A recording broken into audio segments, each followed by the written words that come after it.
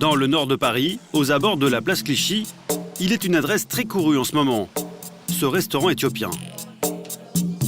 2 grandes tablées où se côtoie chaque week-end une clientèle d'habitués et de plus en plus de jeunes. À l'image de ce groupe d'une dizaine d'amis venus fêter un anniversaire. Ce qui attire, ce sont les plats traditionnels, proposés à 15 € par personne, et surtout, le fameux beyaye natou, la spécialité du chef.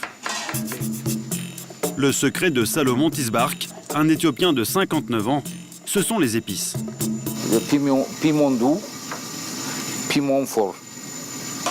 Le cardamome, le cou de girafe, le cannelle. Vraiment, j'aime bien. C'est le grain de cardamome.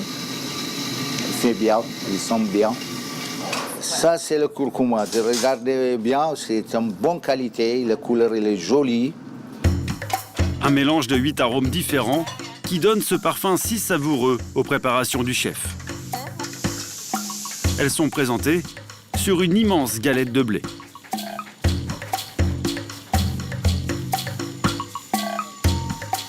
Il n'y a pas de cuisine éthiopienne sans galette. Sans galette, non. Je ferme la porte, c'est parti. Le résultat, c'est un plat unique, assortiment d'une quinzaine de recettes typiques aux goûts différents. Toutes les saveurs de l'Éthiopie servies sur un plateau. Le chef en personne donne le mode d'emploi.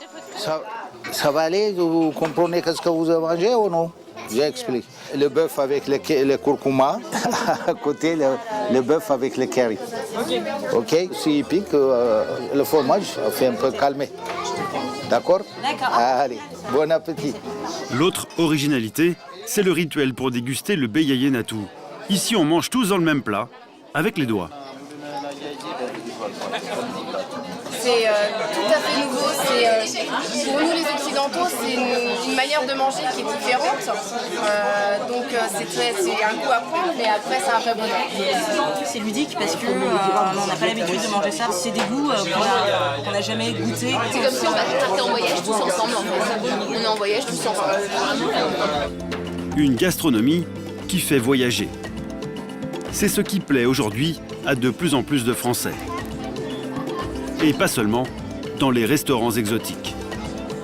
Car depuis quelques années, les industriels et la grande distribution se sont emparés de cette tendance. Plats cuisinés ou kits exotiques à cuisiner soi-même à la maison. Du Japon aux Antilles en passant par l'Inde et le Mexique, que cachent ces recettes aux noms venus d'ailleurs? Comment sont-elles élaborées par les industriels? Ont-elles toujours la saveur de l'authentique?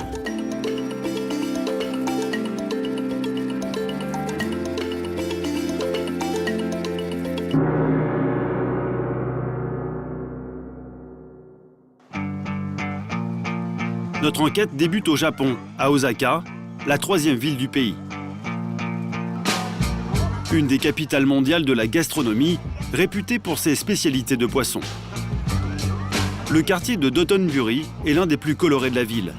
Il concentre des centaines d'échoppes.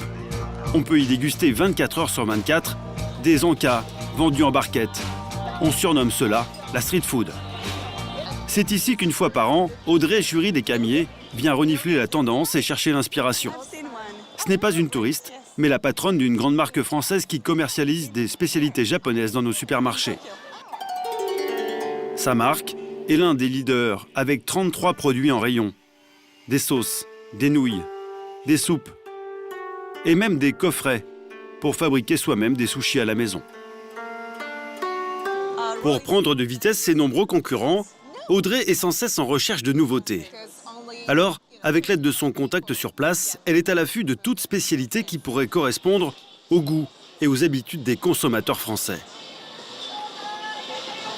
Oh mon Dieu, mais ce crabe est énorme! Oh, qu'est-ce que c'est là-bas? On va jeter un œil? C'est du crabe avec une sauce spéciale. Le crabe à la sauce japonaise lui semble un peu trop original pour les papilles françaises. Mais un peu plus loin dans la rue, une senteur a piqué sa curiosité. Un beignet au poulpe très célèbre auprès des consommateurs japonais. Une spécialité d'Osaka un peu particulière. Alors, qu'est-ce qu'il y a dedans? Il y a du poulpe, des œufs et des légumes. Ah, il faut donner de sa personne un petit peu. If I can. Ça a vraiment beaucoup de goût. Ce parfum typique est dû aux fines lamelles de bonite séchée, un poisson cousin du thon. La bonite agrémente beaucoup de plats japonais. Pourtant, là encore, aucune chance de la retrouver dans les plats vendus en France par Audrey. Alors nous, la bonite séchée, ça peut paraître un peu particulier pour les Français. And what is the Et qu'est-ce sauce? que c'est que cette sauce?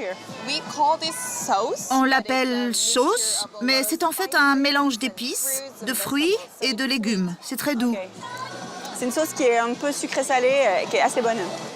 Ce jus de fruits épicés, ce sera l'une des découvertes de la journée. Il pourrait plaire aux papilles françaises, alors la sauce rejoindra sans doute bientôt la gamme d'assaisonnement qu'Audrey commercialise depuis 8 ans. Mais avant d'être importées en France, les recettes traditionnelles subissent quelques adaptations. Le lendemain matin, à la gare d'Osaka, nous retrouvons Audrey avec l'un de ses contacts au Japon.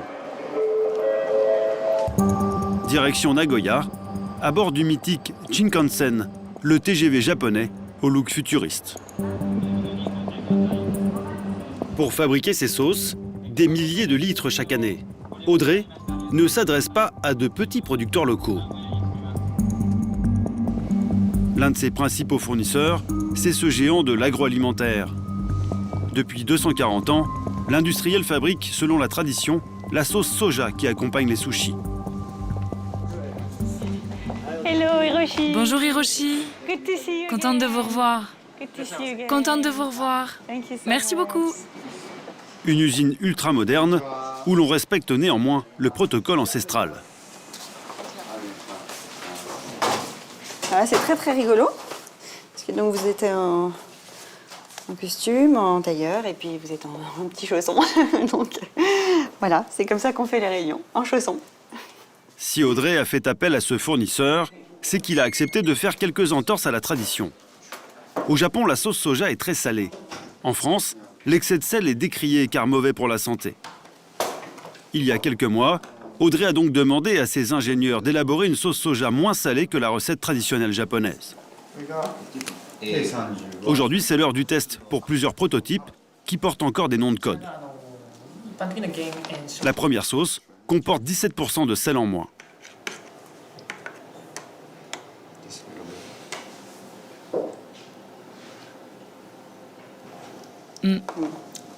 C'est très salé. Oui, ça aussi. C'est ça le tamari? La deuxième est moins salée, mais contient un ferment naturel au goût très particulier. So different Oui, oui, c'est différent. Très différent. and strong. Et fort aussi. Vous aimez? Ça me plaît. La troisième sauce a été allégée de presque la moitié de son sel. C'est bon. Vous aimez? Oui, oui, ça me plaît. My first impression Ma is première impression, c'est que celle avec 17% de sel en moins est vraiment intéressante. I will take some samples Je vais prendre des échantillons et les faire tester par des consommateurs. with some consumer.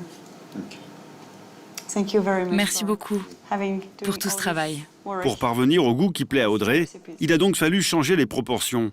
Et, plus surprenant, se fournir ailleurs qu'au Japon pour l'ingrédient principal, le soja. Sachez combien. Ok. Alors tous les ingrédients ne viennent pas du Japon. Le Japon, c'est un pays qui n'est pas autosuffisant. Par exemple, ces graines-là viennent d'Inde. Voilà. Des graines de soja venues d'Inde et une recette allégée en sel, fabriquée sur mesure pour les papilles françaises. Que reste-t-il de l'art culinaire japonais? Quelques semaines plus tard, c'est dans un supermarché de la banlieue parisienne que nous retrouvons Audrey, accompagnée de sa responsable commerciale. Le rayon cuisine du monde qui est juste là. Super, super. Elle est venue vérifier que son animation commerciale fonctionne bien. Afin d'assurer la promotion de ses produits, elle a recréé un stand de rue, comme à Osaka, mais version grande surface, avec démonstratrices et dégustations gratuites.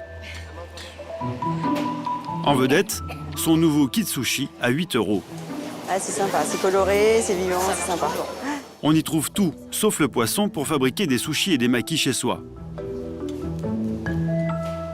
Il y a même le petit manuel du cuisinier japonais débutant. La dernière trouvaille d'Audrey pour se démarquer de la concurrence et trouver de nouveaux clients pour sa sauce soja. Et visiblement, cela intrigue. Il y avait du mal à rouler et c'est la technique du fait. Non, vous voyez, c'est hyper simple. Ouais, j'ai vu comment vous êtes bien. En fait, c'est comme les crêpes. Non, mais c'est bien, comme ça je pourrais refaire parce que là j'ai vu au moins. Ouais. D'accord.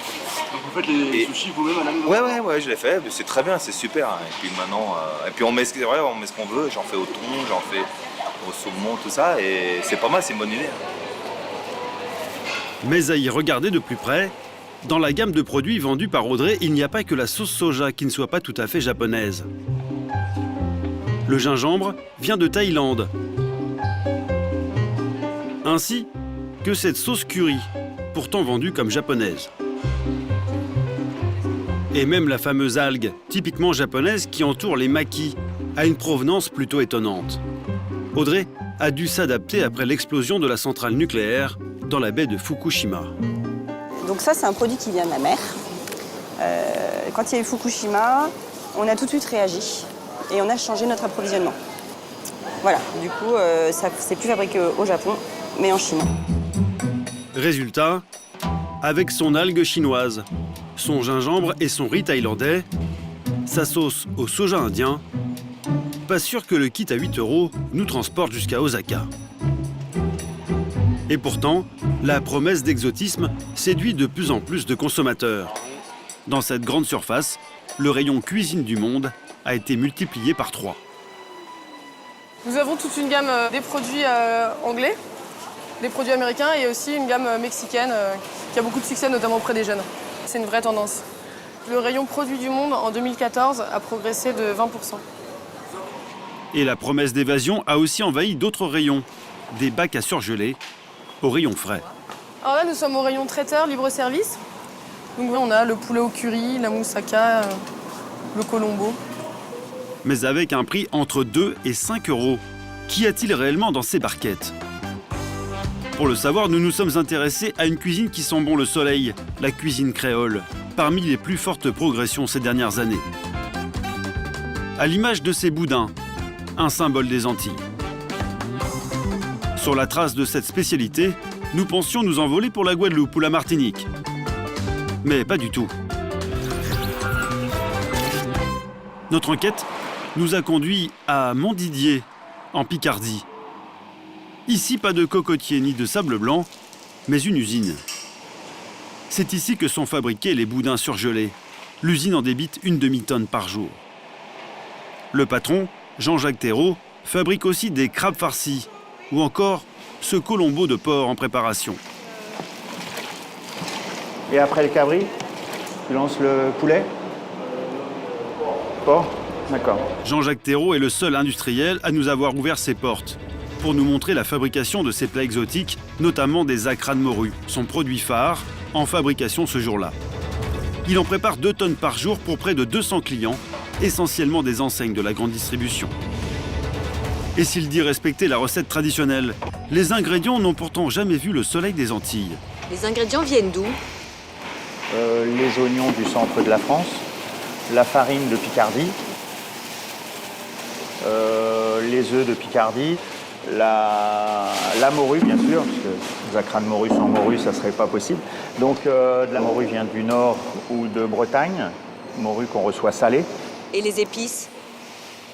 À épices, on reçoit notre piment de Martinique. Seules les épices seraient d'origine antillaise. Mais il n'a pas souhaité nous les montrer, invoquant le secret de fabrication. Et à l'entendre, certains concurrents iraient plus loin pour produire encore moins cher que lui, quitte à remplacer certains ingrédients de base par d'autres, moins chers. Aujourd'hui, dans le commerce, on trouve beaucoup d'acras avec du flocon de pommes de terre. Alors qu'une recette traditionnelle, il n'y a pas de flocon de pommes de terre. C'est fait avec de la farine. Pourquoi les autres font avec des flocons de pommes de terre? Après, ça peut être un coût financier, peut-être pour aussi la texture de la pâte qui va être plus facile à travailler du fait de sa texture qui va être plus consistante. De la fécule de pommes de terre à la place de la farine pour casser les prix. Nous avons vérifié. Et oui, sur l'emballage de 2 concurrents, on retrouve bien les flocons en question. Certains iraient même beaucoup plus loin en supprimant l'ingrédient principal qui fait toute la saveur de ces plats, les épices. Poulet curry indien, paella espagnole, porc au caramel chinois, nous avons demandé à Raphaël Grumman, nutritionniste, de décrypter la composition de ces plats préparés. En fait, les épices sont des ingrédients qui coûtent extrêmement cher, notamment le curcuma par exemple. Les industriels ne peuvent pas se permettre d'en mettre dans ce type de plat, sinon le prix du plat va flamber. Donc on va essayer de ruser un petit peu. Et l'astuce, c'est souvent de limiter la quantité d'épices, en ajoutant par exemple des additifs et des colorants bien moins chers, comme dans ce poulet au curry. Ici, on va utiliser comme colorant de la riboflavine, qui est le même colorant utilisé dans la paella royale, sauf qu'en théorie, dans un émincé de poulet sauce curry, on a du curry. Et là, on va limiter la quantité de curry en privilégiant ce colorant-là. La riboflavine, ou E101, donne la couleur jaune, mais pas la saveur du curry. On semble bien loin du mélange d'épices de Monsieur Salomon, qui donne toute la saveur à sa galette éthiopienne. Et ce n'est pas la seule technique utilisée par les industriels pour réduire les coûts de fabrication. Ces barquettes sont souvent chargées en sauce et en féculents, pâtes et riz, qui pèsent lourd et ne coûtent presque rien. Dans cette paella, on voit vraiment qu'il y a un tout petit peu de poulet, et encore, c'est vraiment un morceau de poulet assez moche, assez gras. La proportion de chorizo, ça se limite à une rondelle de chorizo pour toute la barquette. Et on va avoir quelques moules, mais vraiment la proportion de riz par rapport aux protéines est très très importante. Donc c'est un plat qui va être très peu équilibré finalement, qui va apporter beaucoup de sucre et très peu de protéines. Pour vendre de l'exotisme à prix discount, les industriels n'hésiteraient donc pas à supprimer ou remplacer les ingrédients les plus chers. Mais pas seulement, ils feraient aussi des économies sur les ingrédients les moins chers.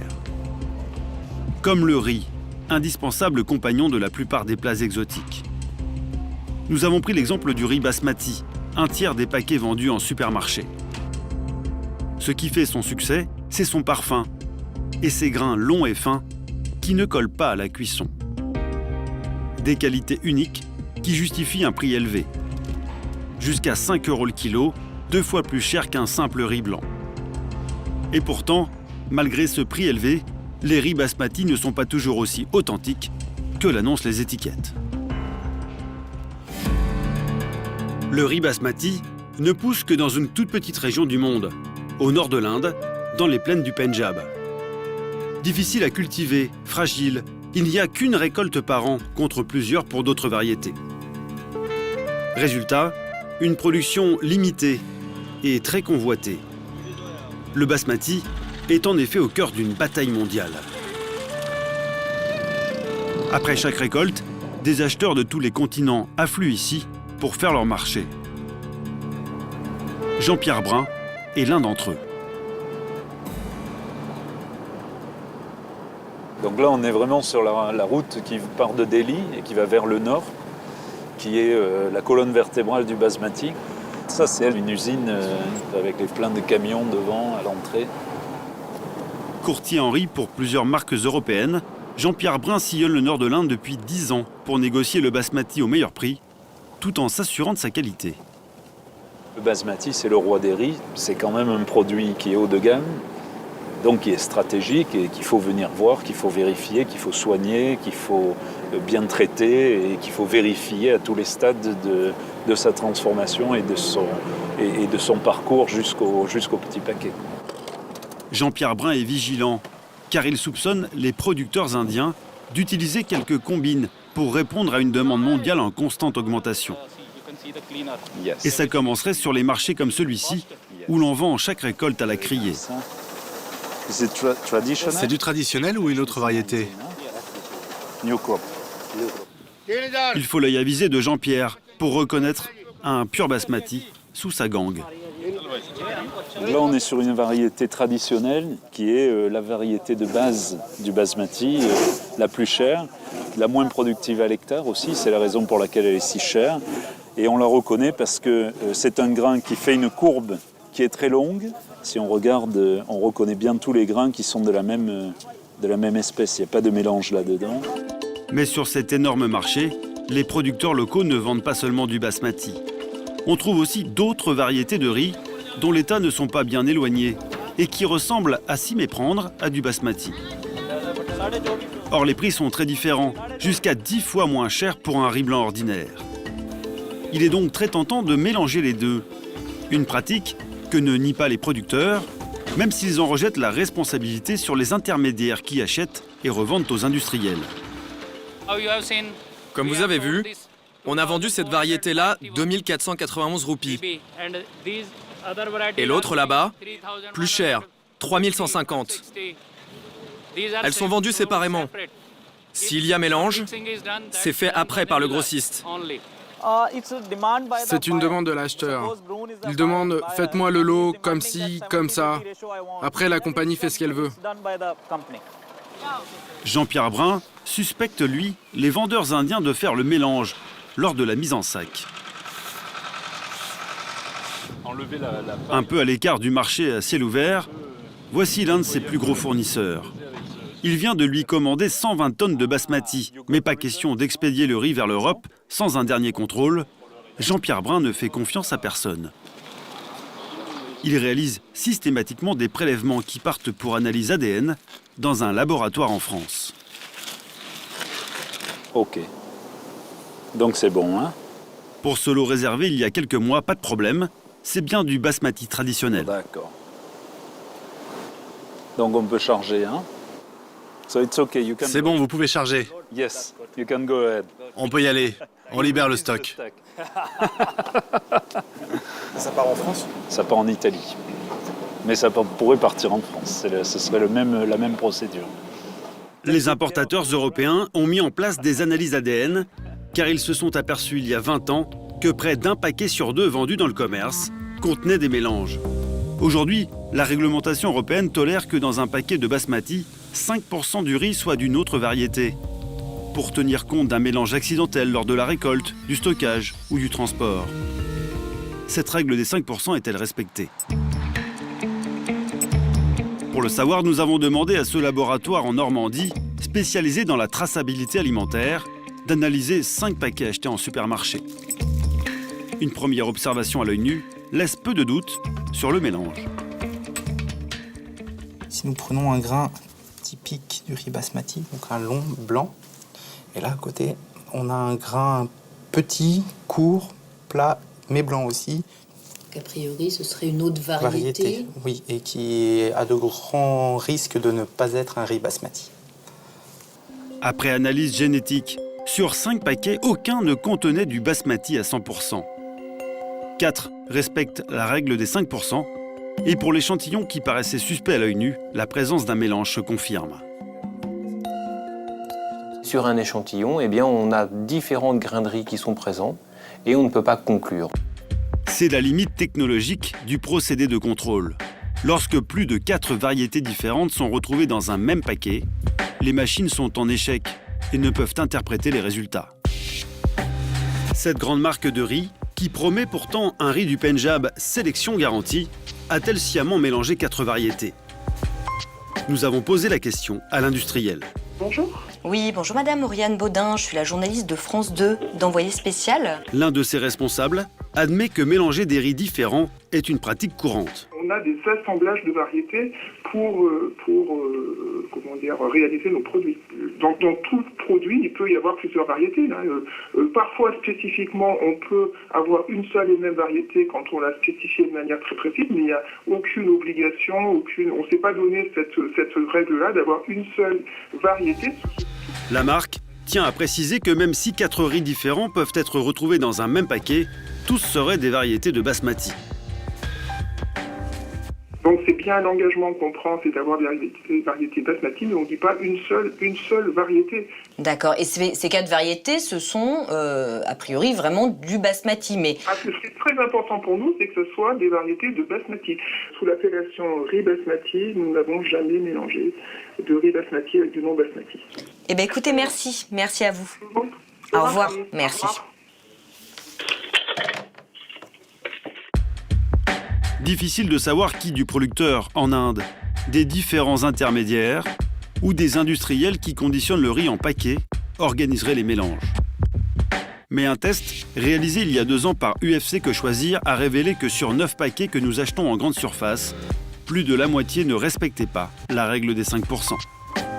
Et le mélange, ce n'est pas la seule menace qui pèse sur l'authenticité du riz basmati. Pour le découvrir, nous retrouvons Jean-Pierre Brun en Inde. Pas sur un marché, mais dans le laboratoire d'un de ses fournisseurs. Avec 4 millions de tonnes produites l'an dernier, pour presque 5 milliards d'euros, le basmati est un tel enjeu que les scientifiques s'en sont emparés.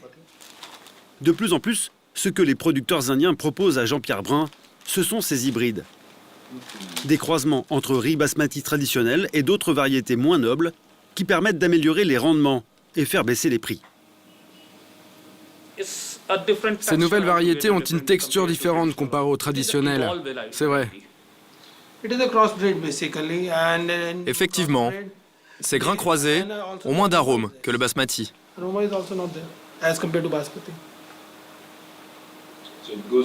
Oui, c'est très bien pour l'aspect, mais moins bien pour le goût. Oui, mais elles ont rempli plus d'assiettes. Oui, ça permet de nourrir plus de gens. Aujourd'hui, sur 9 variétés vendues en France sous l'appellation riz basmati, 2 sont des hybrides. Et ces nouvelles variétés gagnent du terrain, au point de menacer de disparition le basmati traditionnel. C'est la crainte de Jean-Pierre Brun. Ce serait une grosse perte? Je pense que ce serait quand même une perte parce que c'est l'origine du basmati, c'est la variété de base, c'est quelque part un capital pour un pays comme l'Inde. C'est ce qui a fait sa réputation en tout cas. Le basmati ancestral, victime de son succès. Sous la pression des lobbies et des géants de l'agroalimentaire, 6 nouveaux hybrides pourraient obtenir l'autorisation de mise sur le marché en Europe.